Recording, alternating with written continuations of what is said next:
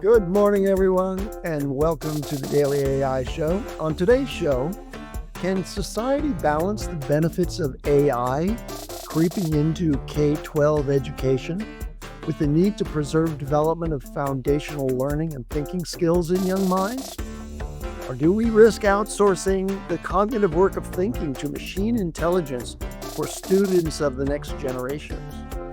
And what are real-world examples of both the positive and negative impacts of AI's use in learning environments by students and teachers? Can we combine AI's strengths in classroom and online learning, like speed, personalization, and scalability, with development of human strengths, inspiration, creativity, critical oversight, and moral and contextual understanding? That's the subject of our discussion about AI for today, Monday, March 10th, 2025. This is the Daily AI Show, and I'm joined by Beth Lyons and Junmi Hatcher. Good morning. Good morning. And this was such an interesting juxtaposition. And because this came out of a news article that I saw, and the news article was the successful court case from a student against their school for not educating them because they gave them an AI accommodation, right? That was their accommodation. So they had a whole series of steps for the student to take that were approved. Like, it was literally, this is what the school recommends that you should do. And we've already seen successful court cases from from students suing schools for not giving them education about how to use AI. So this was a little like, damned if we do, damned if we don't. But of course, it's more nuanced than that. Yeah, a deeper question for me is whether we haven't already, uh, in our educational processes, failed to some degree to, generate critical thinking in the latest generations of students who are coming out. Um, I'm not convinced that social media and the internet have yet augmented educational processes, and it could be that AI, by being a little more dynamic and interactive than the typical sort of consumption of let's call it digital media, generally speaking, it might be that hopefully we're going to be rescued by AI, away from what's really a distraction, and an elimination of critical thinking. So just to clarify, the accommodation or the workflow was provided by the school county? Is that correct? Okay. Okay. And so they're just using this techno technological workflow to accommodate for their needs.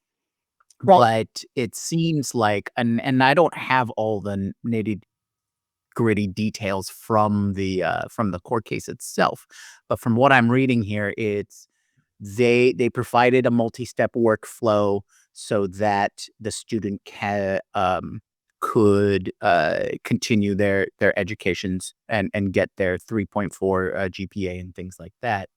But everything that I've seen so far, it looks like they were missing the review or human in the loop step or highlighting assessment. That's what I don't see in there is an assessment issue. Now, how does this contrast with how other school systems have used accommodation? Because when I was in school, the accommodation for things like dyslexia and things like that was just more time. Is that not the norm now? Or is this like an outlier case? Wait, if we're going to dive into this, I think we do need to understand what the disabilities were that required the accommodation for this particular student. Uh, and for example, if you told me, okay, here's the headline: this student is successfully suing the school system because they graduated with a 3.4 GPA but could not read. Well, maybe if I just give you the example of a student who is blind, yeah, they can't read, but they can absorb information. And did the student even absorb information sufficient to allow them to achieve the 3.4 GPA? I don't know that we can adjudicate that particular example, but I think it'll be useful to understand if you've read more detail about this particular case, Beth, what was it that required the accommodation here for this particular student? Yes, they were dyslexic. The court found that, that that the school failed them, in the IDEA accommodation framework. So, that means that you need to have like it's not equitable, but it's equitable, education. And this student graduated with the 3.4 that you're talking about, but not able to spell their name or read. The part of what was uh, convincing for the court was that the family hired a private tutor to show that the student was actually able to learn, but the school's choice of how to accommodate was to the give them the information and skills to be able to use other tools, to like speech to text and those sorts of things. And it's a big, conundrum in some ways, and I feel, Andy, I think you're right. Where we are is this juxtaposition. Is is that a fair assessment to say that using AI-based accommodations is sufficient because that's gonna be a skill moving forward? Or are we teaching to the ability of the student? And one of the things that I think is true often about accommodations in general is that the school or the business or whatever is basically designed to make the person who needs the accommodation as similar to normal, function like, right? Appear to function normally, because then that equips, the school or the business or something. You're accommodating yourself around that student, because I'm sure that it was faster to teach the student to use the AI than to, like, create more, um yeah, faster to teach a student to use the AI than actually take the time to identify what was needed and speak to that. Now, we've talked about AI is actually gonna be able to do that piece also. I think we're just in a really funky place with what's gonna happen as we're moving forward. Yeah, so there is a risk of using AI in learning, especially in the early foundational development stages. And I'm thinking around, K through, elementary school. If AI were to be used extensively in there, there is a risk that there's an over-reliance on the AI's capabilities, and that what might prevent students from actually developing fundamental skills. Now, I'm not so concerned about whether AI, in the hands of somebody who's dyslexic is going to, remove the possibility that they learn critical thinking skills simply because they can't, because of dyslexia, read and or write, by hand. But somehow, I think in this particular case, the the student was able to speak to and listen to an AI to the point where they were able to deliver a 3.4 GPA.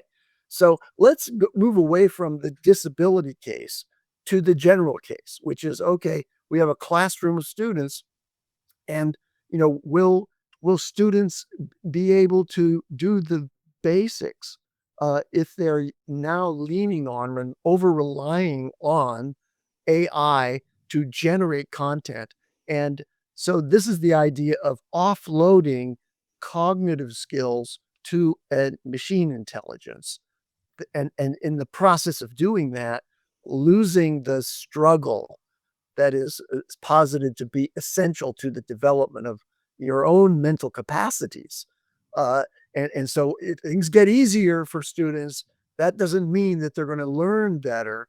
And so we want to avoid this undermining of the learning process in the early stages. And so um, th- if you lose those foundational capabilities, then that hobbles the student all the way through the progression up to and including college, and it becomes a necessity that they have AI rather than being able to uncouple from that and demonstrate the same skills that they've observed and or by practice in interaction with AI, practice themselves.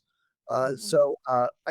I'm very interested in talking about what are the ways that we've started to see that are emerging from either centers of excellence out there or in unique cases where innovative teaching is being done using AI that avoids the trap of over reliance on AI and also avoids the possibility of students basically cheating on the system by using AI to represent their own work product when they didn't actually have the capability to deliver that work product independent of AI.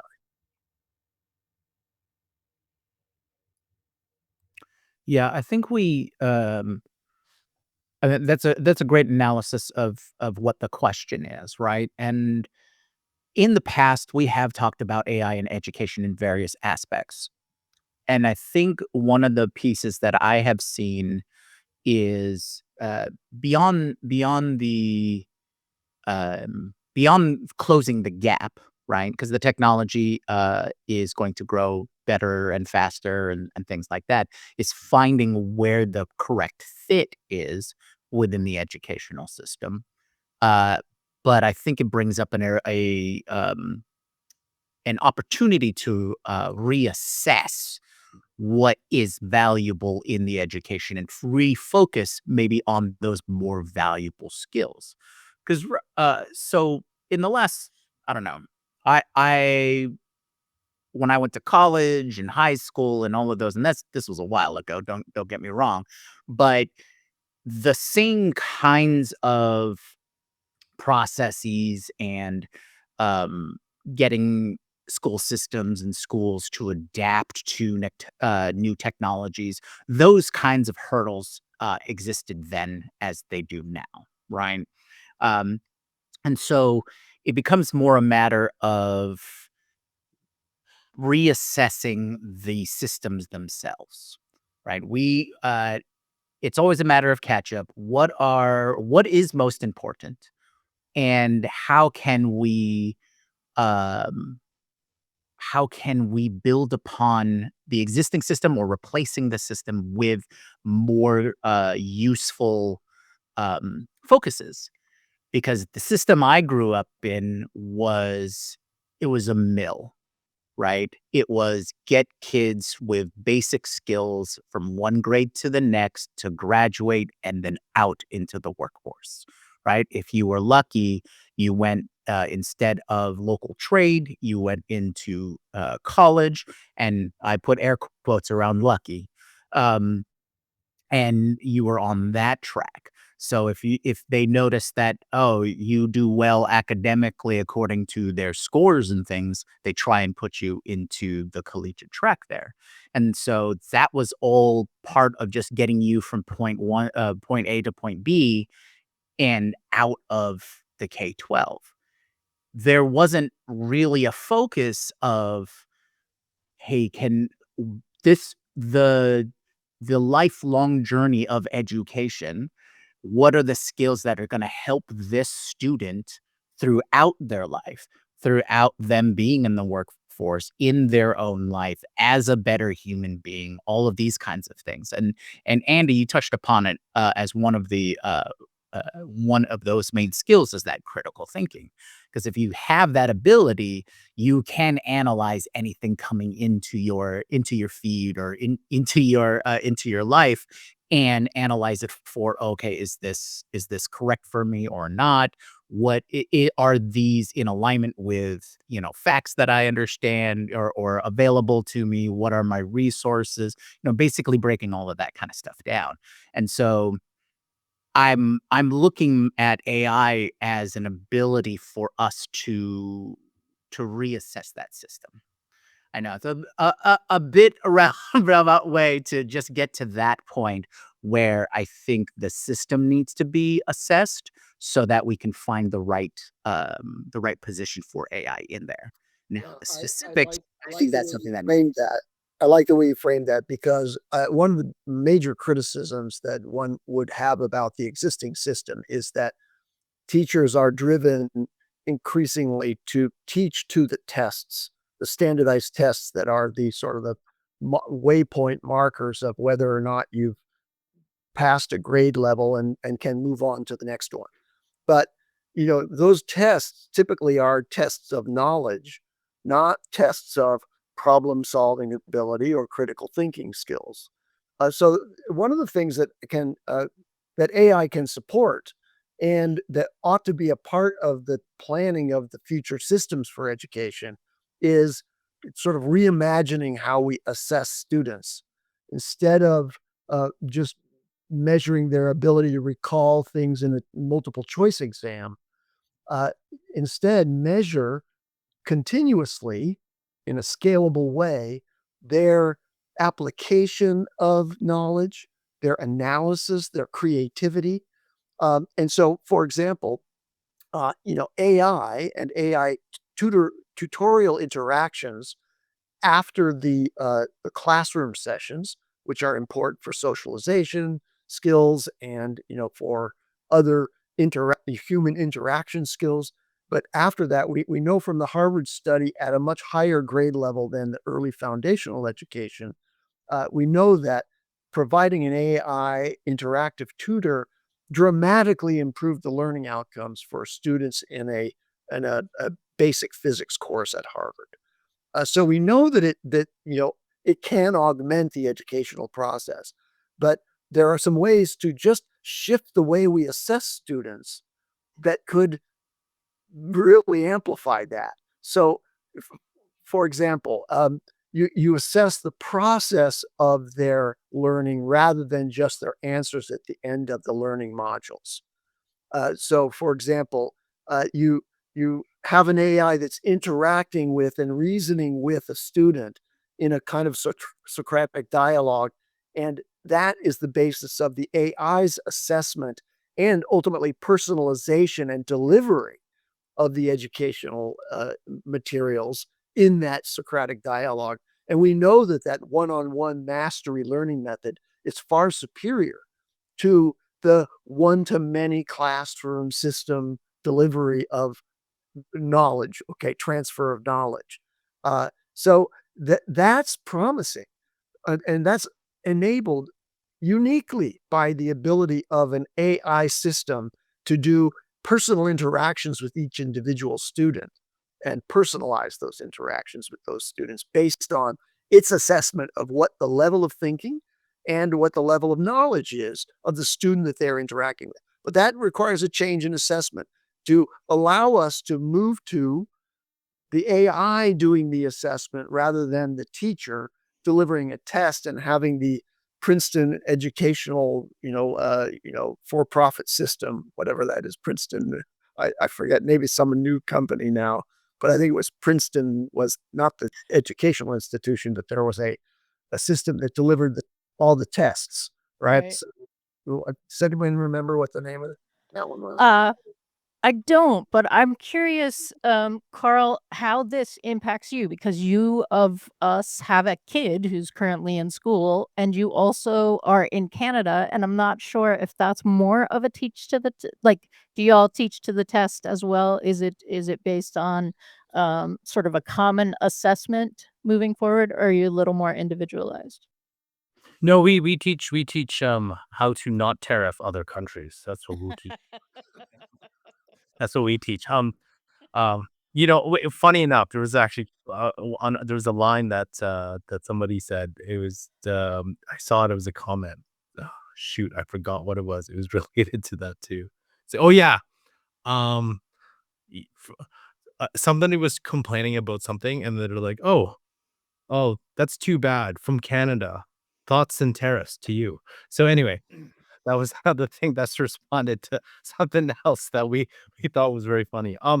Well, a very similar system, education system, like any other like Western learning, um, democracy kind of way, that educational system, right? But um, I think the big piece there is we're really, I think that the change there's needs to change though. The how we actually teach needs to change, because I think for the longest time, even before AI, the method that we're teaching in school and in secondary still goes back to like industrial revolution.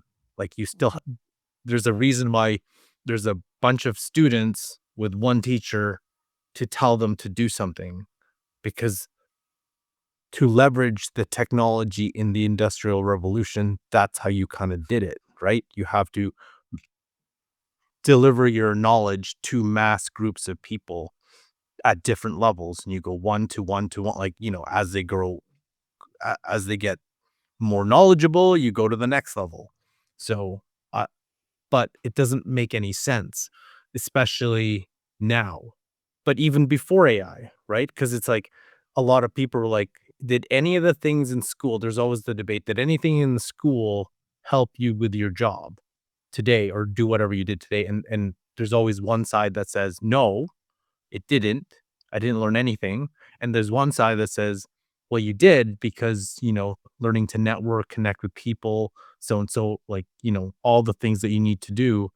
So how else are you going to get that? So there's that. But I think that's been like that. There's a hyper um acceleration because of AI now, right? So what one would consider cheating, I wouldn't say it's cheating, because it's like, or one would say, oh, we're going to ban you from using AI in school. Well, like, you're putting that person at a disadvantage, because the businesses want people who have that skill. On the other side, how are you supposed to learn critical thinking when you can just prompt your way to a good paper? And the whole point of a paper is how to collect different knowledge sources and put it coherently in written format. You're supposed to be able to take all that information, make an argument for or against whatever it is, and coherently put it together. Um, so how are you supposed to teach that? There has to be a different way to teach that than, the I still think there's a what, like 40% of your grade or 30% of your grade is some sort of like, for a lot of, is some sort of paper.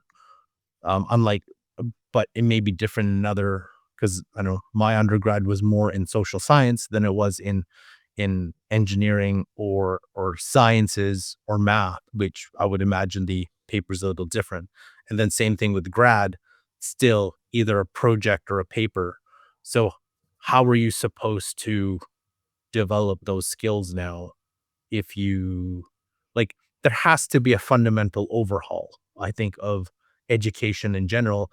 And this is why sometimes when I talk to some parents who homeschool their kids, they're like, well, we do this. It's like, you have a lot more flexibility as long as the student passes certain things to teach them a lot more. But I still do believe the classroom or version of the classroom is still required, because people still need to develop the social aspect of interacting with people, other kids, dynamics, problems, challenges. So you still need that. So how do you change that, keeping that, and change how people learn and so on? I'm not sure. So let me offer one example like that I gleaned from just doing AI research on this subject rather than formulating my own thesis and argument and and trying to find resources to support that argument, which is a critical skill that I learned like with index cards. I think when into following some method that was taught in the ancient times that I actually participated in, where you had to kind of build your own research paper. Well, um, So imagine a classroom now where you start with an AI generated paper. Because remember, AI is really, really adept at writing. It knows a lot more about writing than any one of us does. So you start with that. And then in the classroom, you collectively or in small groups, you apply critical thinking and judgment skills to evaluate the AI generated writing and have discussion about it and reflect on where the weaknesses are. And you can actually ask an AI to, inject a level of let's call it inadequacy to its competent writing and highlight that for the teacher uh, so that when you turn this document over to all the students and in their groups, they read it and they start to discuss it and where they would challenge it and why they would challenge it. There's some Easter eggs in there that have been planted in there for the teacher where they can see which groups actually identified where there was either a logical inconsistency or something like that. So using AI outputs as a starting point and using then a very different model than just one-to-many knowledge transfer and lecture format, gives you the opportunity to not only demonstrate, how AI is possibly not going to be an absolute and authoritative source, but it'll have, deficiencies in its own generation and give the students an experience of dialogue and examination with other human minds and see what those minds, think about the thing. So that's one example. And then um, then you can also kind of apply reverse engineering skills against AI generated output. So if the AI delivers a solution and that's the subject of discussion in the classroom, then how do you understand what the underlying concepts are? And in the world of coding, which is a kind of an analogy, but not taught yet in the elementary grades. Um, Teachers can now ask students to take code that was generated by AI and at least annotate it as to what each of the parts of the code are as function and modify that to see if they can make changes to that series of coding blocks.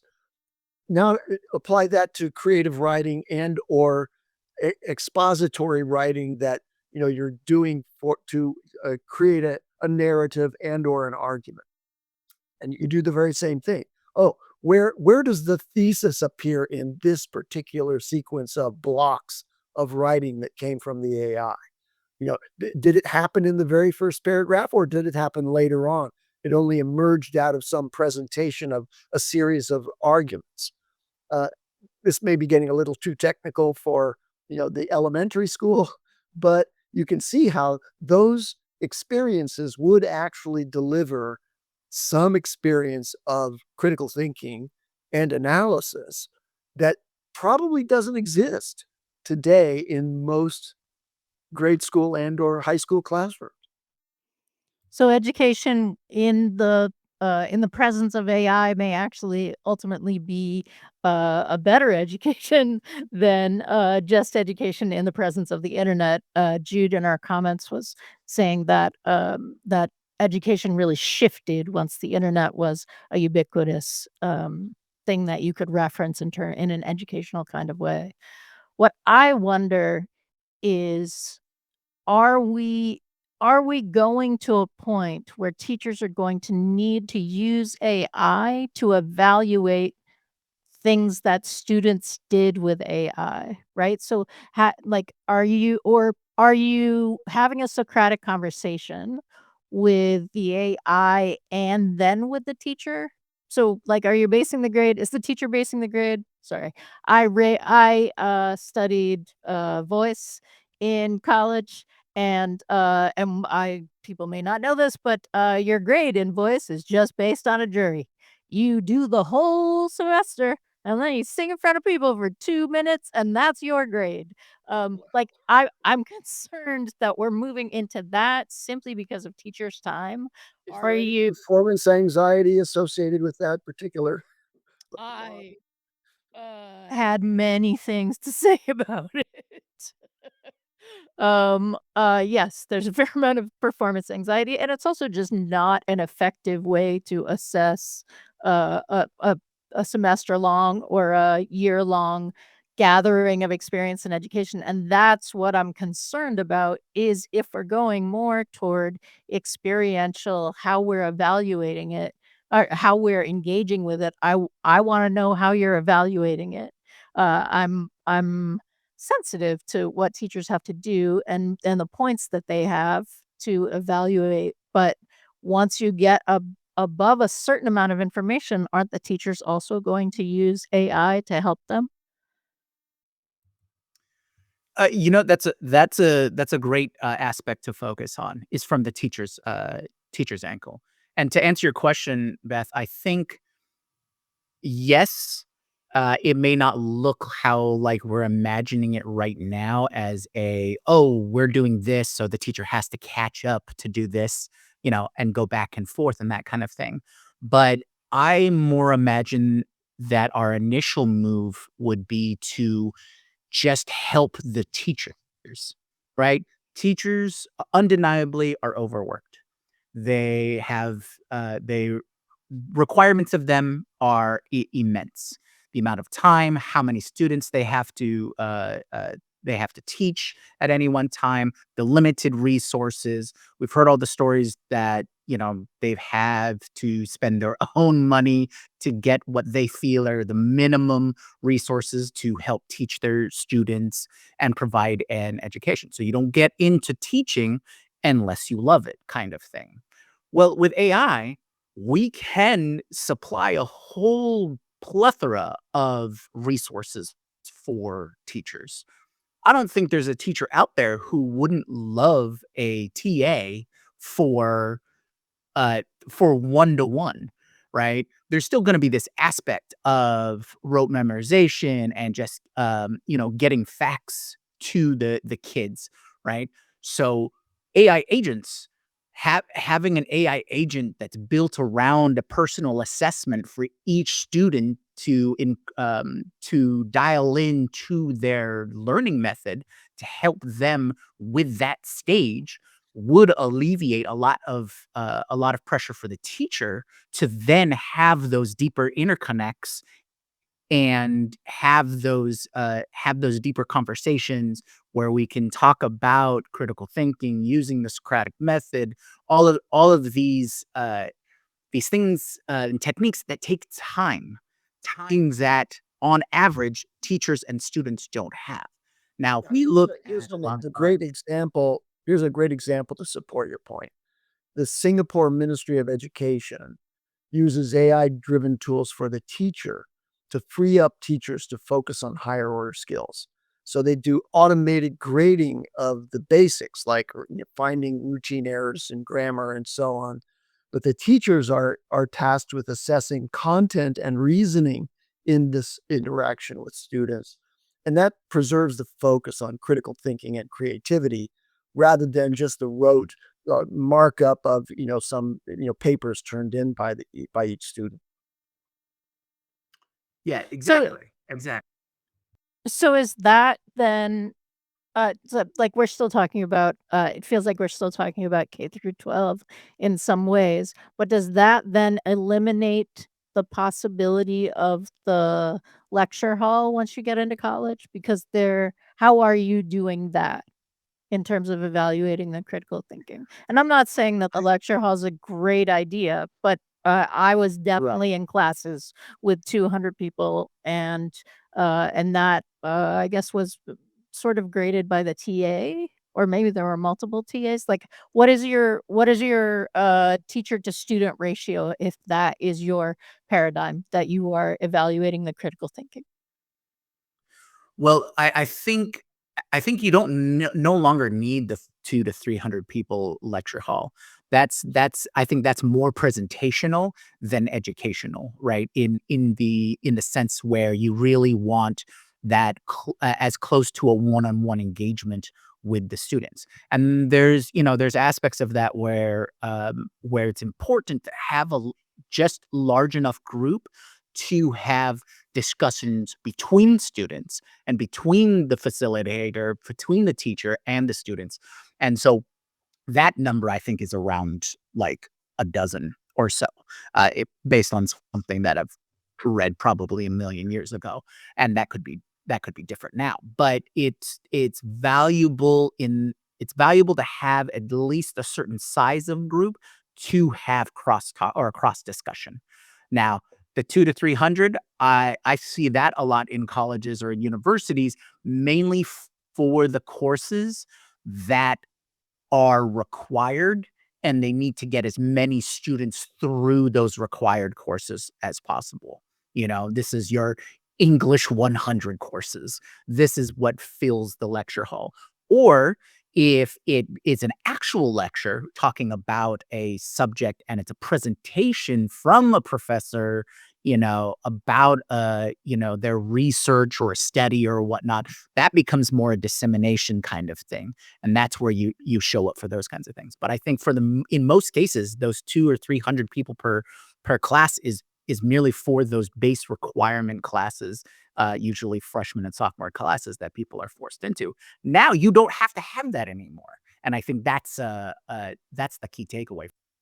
I can think of lectures that I've attended that I didn't pay much attention to at all because they were kind of the professor head down reading from notes, and I'm falling asleep. But there are occasions when a large group of students listening intently, learning the active listening process in the presence of somebody who's a really great speaker, that has some value. To have a live presentation from a really articulate, extemporaneous deliverer of deep knowledge that they've learned over a lifetime of study, that's exciting. And so I can see a place for lectures in the future, but I would think that the standard of a lecture has to go way beyond, teaching psychology 101, and running through a taxonomy of the topics in front of a class of 200. So I do think that that's going to be reduced. But I want to jump over to some examples of AI supported learning in classroom environments. And in China, they have an AI system called Squirrel. And that system, and this is getting really to your point, Jimmy, that we don't no longer need to have the one-to-many lecture model. Instead, you have these AIs that can deliver a different and more personalized experience. So that's that Squirrel system in China has shown dramatic improvements in student mastery by being able to tailor the content to individual senses. And they applied this in a study in a rural county, which doesn't have access to the best urban educational institutions. So, but in this rural county, students using the adaptive platform called Squirrel improved mastery from 50% to 90% in just 1 month of use. So we are seeing these examples, the Harvard study at the college level, here at a much lower level, using an adaptive AI system to deliver to students who don't have access to the best educational institutions a really and profound improvement in their mastery of the subjects. Okay, here's just another quick example. It's about a capability of AI and assessment on a one-to-one basis through interactive dialogue with the AI to accomplish an early intervention where there are sort of gaps in the student's knowledge. So this is at Ivy Tech Community College here in the United States, and they used AI to identify at-risk students early. That was the sole job of the AI. So the job of assessment was outsourced to AI, not the job of teaching those students. But by intervening early in the process, by the AI's nuanced capability to determine that a student wasn't really grasping certain aspects of the subject matter, by the end of a single semester, failure rates for passage in that subject plummeted. So 98% of the students who were flagged as having need for improvement early on in the process elevated to a passing grade by the end of that semester. So really, really important here, this idea of early intervention and support.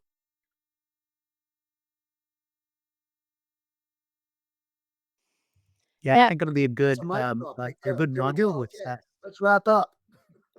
No, we need to remember that some of us have more lag than others. Uh, Jimmy. No, I was just agreeing with you, Andy. I think that's a great model to take a look at and see if it can be applied or what lessons we can take from it. Um, that assessment, obviously, there seems to be some great insights that we can draw from it.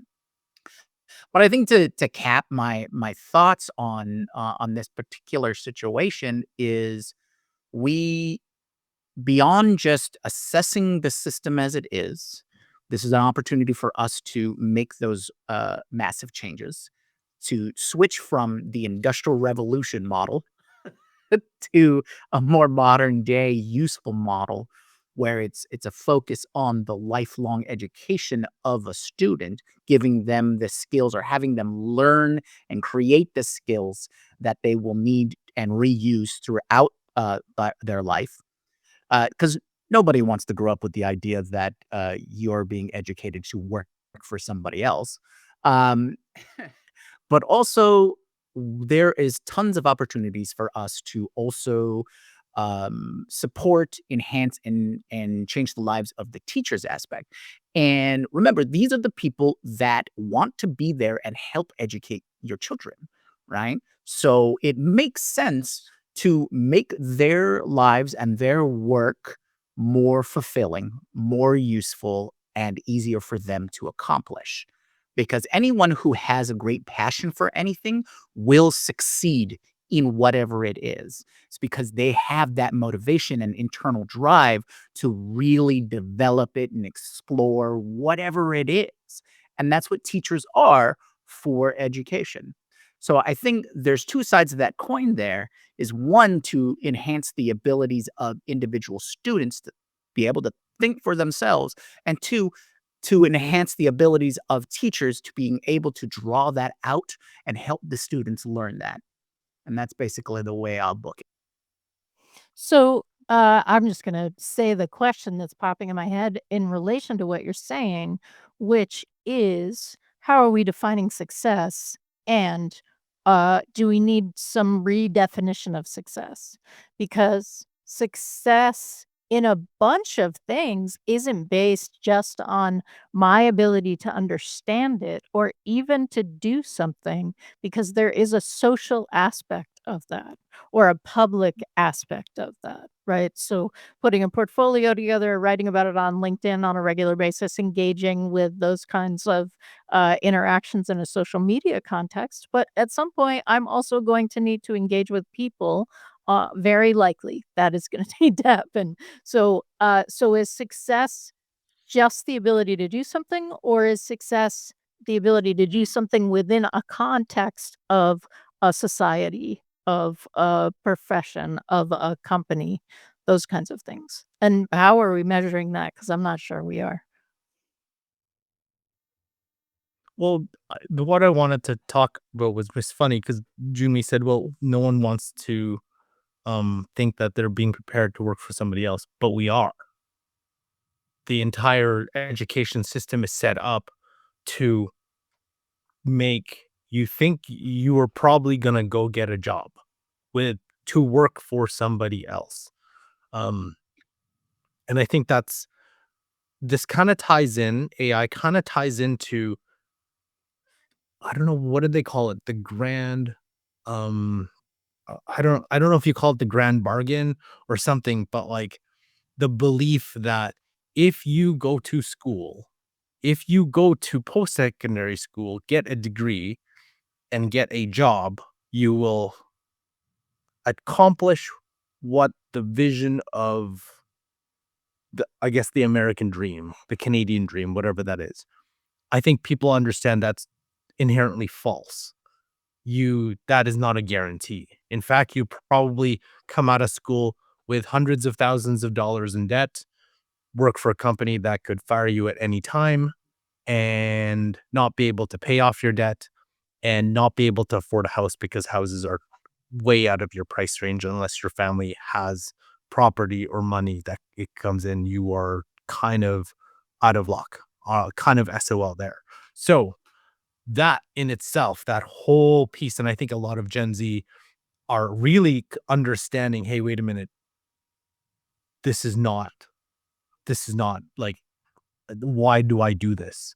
And that led to a lot of the other symptoms, like quiet quitting, now quiet staying, just because you can't really, there's no way for you to move around because it's so hard and you're burdened by all the debt that you had in school. Because I think there was a false belief that previous generations, because they did it, you have to do it.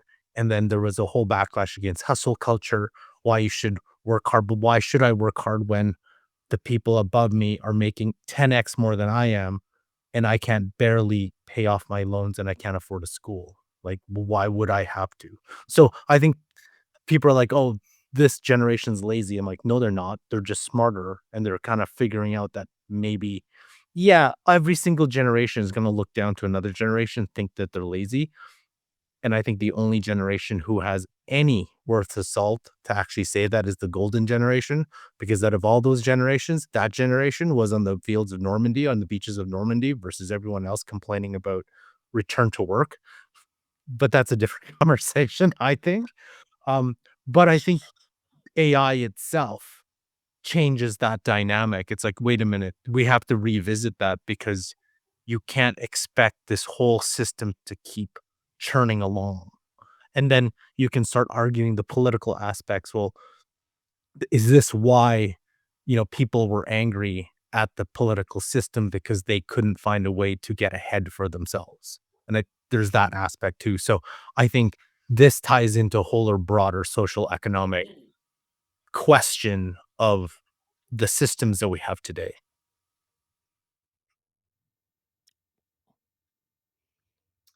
So I want to bring in just a couple of final thoughts here. My personal opinion is that, as someone who will not ever want to give up, the companion to learning that AI is for me today, I hope for the next generations that they'll have that, and that it will amplify their understanding and broaden their view of what's out there in the world beyond what is typically taught in a local school system. Um, but I personally believe that the school systems and the educational process has to carve out space for AI-free work, where students can practice foundational cognitive skills with other humans without any involvement by AI. Um, so, you're kind of retrograde, let's go retro on how learning happened in the small classroom in the local, I'm picturing the little building with the bell on top to call people to the class, and a teacher guiding multi-stage students, from kindergarten all the way up to people who are going to graduate to the workforce, all in the same room in a rural environment. Like, create conditions like that where there's cross fertilization of thinking and dialogue. And then importantly, I think that there has to be an increase in the use of oral examination by teachers. The active presentation of individual students to the rest of the class, and sort of in-class practice outside of the use of AI. So here's an exercise where maybe you have access to a laptop, but disconnected so that you can type, because that's a skill that's important even now in the late grade school, periods. Whether you hunt and peck or whether you have really good typing skills, that's a faster way of writing than writing by hand. I'm not sure that cursive is even, as efficient as typing ultimately. So doing that in class and then reviewing it in small groups and sharing what was written, uh, those kinds of non-AI experiences, I think, are going to be important and may only be available in a classroom setting. Wow. One thing I wanted to point out, and I was looking at all the comments. Okay, so I think part of it too is the the expectation. So if you're going to school or the expectation to is the what I was talking about, get a job, so on, I think you may be disappointed. But I think if your expectations is to learn, improve yourself, build a network, and so on, then I think you won't be disappointed. And because I think if you look at I thought my undergrad was super my grad was not that was you just did it because, there was a I thought I was gonna go one path. But my undergrad was really fun. I had kind of a thought that I would get a job after, but it was more of like, "Hey, I wanna learn a bunch of stuff, and then, hey, whatever happens after, happens." But I think, like, if the expectation yeah, it just changes with what you're expecting versus what could be the outcome. Because if you're expecting one thing and you don't get it, it's a lot of money and time that you committed versus if another person and it's funny, I don't know if you all follow Connor Grenlin from NYU, and he's always about I always thought like if you're going to school and you know you're there to just learn a bunch of subjects and just meet a bunch of people and hang out and all that kind of stuff, I think you're in and you don't expect to have a job after and all that kind of stuff and it allows you to explore different routes. I think you're going to have a much better time versus parents who force their kids into university, you know, to the best of schools to get the best of jobs. And I don't know if you're seeing now some of the top CS grads, highest GPAs and all that, they can't find a job. And it's like, well, yeah, there's an expectation and AI is kind of changing that expectation very, very, very, very fast. But there's also an economic, need for that, right? I don't think that I would be able to or know anybody in my circles right now who would be able to devote what, 120,000? That's probably cheap for a 4-year degree, but let's just go with that for getting that kind of education. Because now I'm thinking, like, can I do it for 30? Can I get like that kind of experience for 30,000 where I have engaged socially, I have learned a bunch of different things, maybe I have traveled. I mean, now we're getting back to the thing that Andy showed us all about the MBA, and they have an undergrad program as well. A Um, crazy, crazy idea for you. Okay, OpenAI is rumored to pay $20,000. Why don't you just get a $20,000 like if you're gonna pay $120,000 for school, then how long do you get that research assistant for? Like 20 what? 6 months or so, whatever? Just get it for a year. Pay that instead of paying the university, pay OpenAI. Actually, probably a terrible idea, but pay them, pay for that PhD level researcher, get taught. And to me, I think you're gonna get more value out of that than going to school for 4 years with the expectation you know, but what achieve dream. but one of the things you learn at school is your peers do not act in ways that are probabilistic, right? So if you're only learning from the AI, right? I mean, we joke about it now. People are like, "Oh, wow, the writers, lost," "There's some writer strike happening, because what's happening around me in the world seems less probable from a, like, TV story kind of thing." Like, I don't know, I just feel like I feel like engaging with actual humans and the fact that they don't work on the same kind of probability as AI is going to be a necessary and good learning experience on some level, but I wouldn't pay $120,000 for it. Mm. Yeah, the economic return on investment of college is is in question. And there's got to be a less expensive means of delivering the outcomes that come from that. And so that's going to close out our discussion of AI in education. Hope you've enjoyed that conversation. I hope you'll come back to us tomorrow. We're talking about AI voice search and what the impact is on your strategies as a business or as an individual influencer in elevating your results in voice driven search. So it's like voice driven search SEO, like search engine optimization, when 60% of searches are expected to be voice generated and voice responded rather than done at the Google search box. So that's tomorrow. And then Wednesday, of course, we always have our recap of the week's news. And so please join us there. And also come to our website, which is thedailyAIshow.com. And there you'll find a number of resources, most importantly, a subscription box for our newsletter, which is a compact presentation of the best thinking that emerged from our dialogue on the show through the week, plus other sort of brain teasers that we deliver in the format of that newsletter. So if you haven't seen that newsletter, please do come join us. So that's the Daily AI Show for March 10th. Thank you very much to my co-hosts for an interesting conversation, and thank you to all of you who are in the chat on YouTube.